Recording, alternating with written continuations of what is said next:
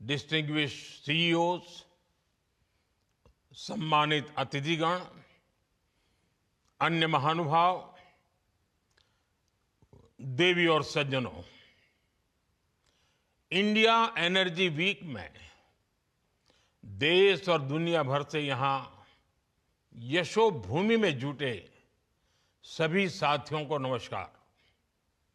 आप सभी सिर्फ एनर्जी वीक का हिस्सा भर नहीं है, आप भारत की एनर्जी एम्बिशंस का महत्वपूर्ण हिस्सा है। मैं आप सभी का अभिनंदन करता हूं। विदेश से जो मेहमान आए हैं, मैं उनका भारत में स्वागत करता हूं। साथियों, दुनिया का हर एक्सपर्ट आज कह रहा है कि 21st सेंचुरी भारत की सेंचुरी है। भारत अपनी ही नहीं, दुनिया की ग्रोथ को भी ड्राइव कर रहा है और इसमें हमारे एनर्जी सेक्टर की बहुत बड़ी भूमिका है। भारत की एनर्जी एम्बिशंस 5 पिलर्स पर खड़ी है। हमारे पास रिसोर्सेज हैं जिनको हम हार्नेस कर रहे हैं। दूसरा, हम अपने ब्रिलियंट माइंड्स को इनोवेट करने के लिए प्रोत्साहित कर रहे हैं। तीसरा, हमारे पास इकोनॉमिक स्ट्रेंथ है, पॉलिटिकल स्टेबिलिटी है। चौथा, भारत के पास स्ट्रेटेजिक ज्योग्राफी है जो एनर्जी ट्रेड को ज्यादा आकर्षक और आसान बनाती है। और पांचवा, भारत ग्लोबल सस्टेनेबिलिटी के लिए कमिटेड है। इससे भारत के एनर्जी सेक्टर में नई संभावनाएं तैयार हो रही हैं। साथियों, विकसित भारत के लिए अगले 2 दशक बहुत अहम है और इसमें आने वाले 5 साल में हम अनेक बड़े पड़ाव पार करने वाले हैं। हमारे बहुत सारे एनर्जी गोल्स 2030 की डेडलाइन के हिसाब से अलाइन किए गए हैं। साल 2030 तक हम 500 gigawatt renewable energy capacity add करना चाहते हैं। साल 2030 तक भारतीय रेलवे ने नेट जीरो कार्बन एमिशन का टारगेट रखा है।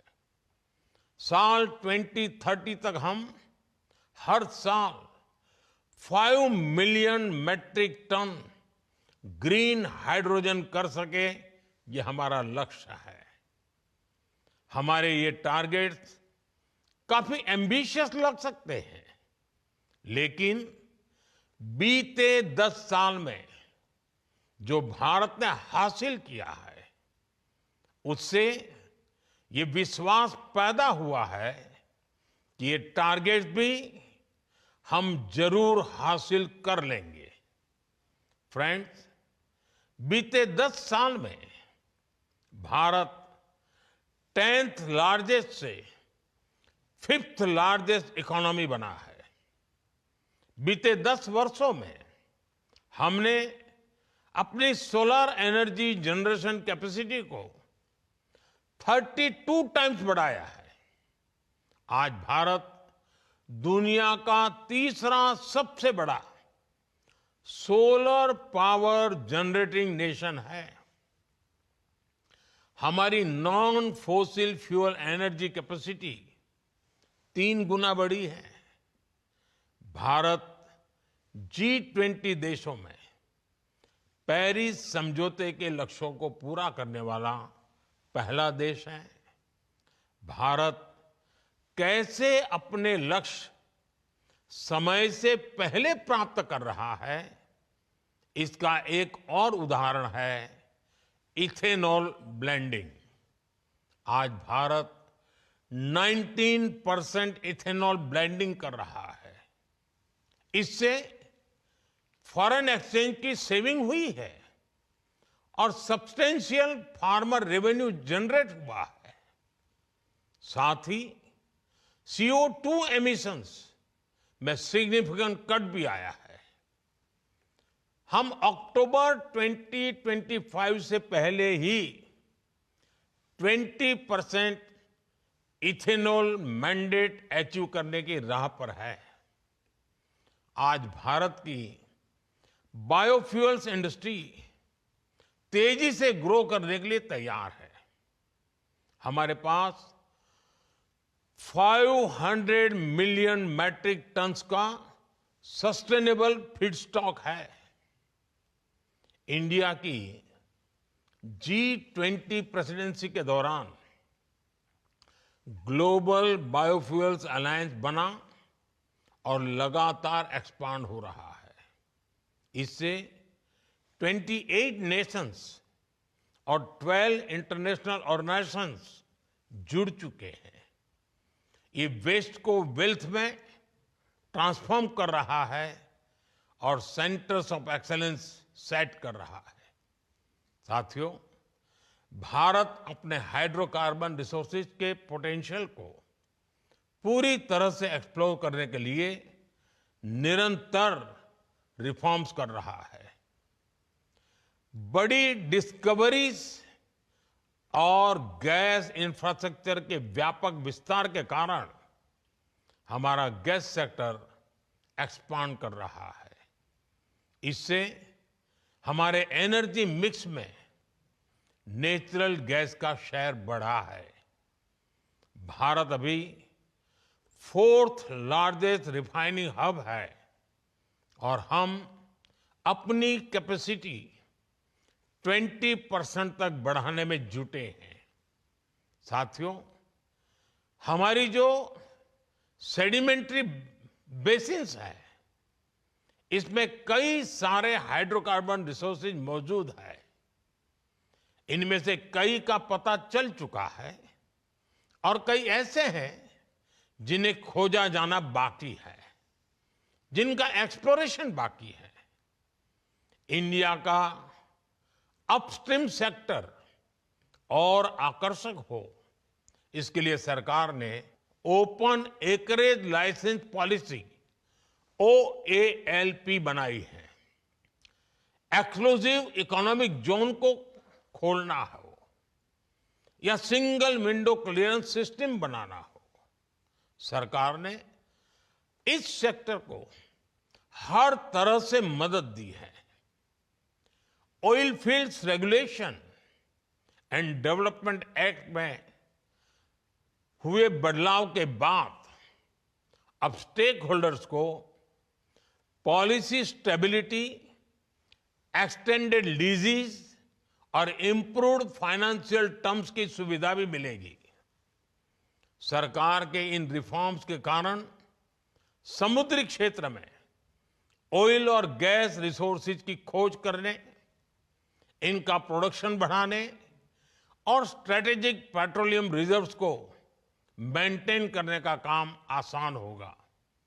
साथियों, भारत में कई डिस्कवरीज और बढ़ते पाइपलाइन इंफ्रास्ट्रक्चर के कारण नेचुरल गैस की सप्लाई बढ़ रही है और इसी कारण आने वाले समय में नेचुरल गैस का उपयोग भी बढ़ने वाला है। इन सारे क्षेत्रों में आपके लिए निवेश की बहुत सारी संभावनाएं बन रही हैं। साथियों, आज भारत का बहुत बड़ा फोकस मेक इन इंडिया पर है, लोकल सप्लाई चेन पर है। भारत में पीवी मॉड्यूल सहित अनेक प्रकार के हार्डवेयर की मैन्युफैक्चरिंग के लिए भी बहुत संभावनाएं हैं। हम लोकल मैन्युफैक्चरिंग को सपोर्ट कर रहे हैं। 10 साल में भारत की solar PV module manufacturing capacity का विस्तार हुआ है। ये क्षमता 2 गीगावाट से बढ़कर करीब 70 गीगावाट हो गई है। पीएलआई स्कीम की वजह से ये सेक्टर और आकर्षक हो गया है। इससे high efficiency solar PV modules की मैन्युफैक्चरिंग को बढ़ावा मिला है। साथियों, बैटरीज और स्टोरेज कैपेसिटी के सेक्टर में इनोवेशन और मैन्युफैक्चरिंग दोनों के लिए बहुत अवसर हैं। भारत बहुत तेज गति से इलेक्ट्रिक मोबिलिटी की तरफ बढ़ रहा है। इतने बड़े देश की डिमांड पूरा करने के लिए बैटरीज और स्टोरेज कैपेसिटी के क्षेत्र में हमें बहुत तेजी से काम करना है।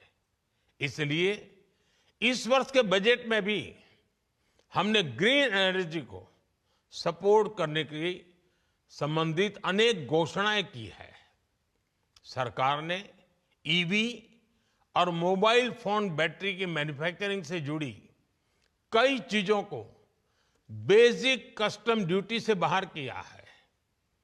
Cobalt powder, lithium ion battery waste, lead, zinc ऐसे अनेक क्रिटिकल मिनरल से ड्यूटी हटा दी गई है। नेशनल क्रिटिकल मिनरल्स मिशन भी भारत में एक सशक्त सप्लाई चेन के निर्माण में बड़ी भूमिका निभाएगा। नॉन लिथियम बैटरी इकोसिस्टम को प्रमोट करने की दिशा में भी हम आगे बढ़ रहे हैं। इस वर्ष के बजट में हमने न्यूक्लियर एनर्जी सेक्टर को भी ओपन कर दिया है। एनर्जी में हो रहा हर इन्वेस्टमेंट नौजवानों के लिए नई जॉब्स क्रिएट कर रहा है, ग्रीन जॉब्स के अवसर बना रहा है।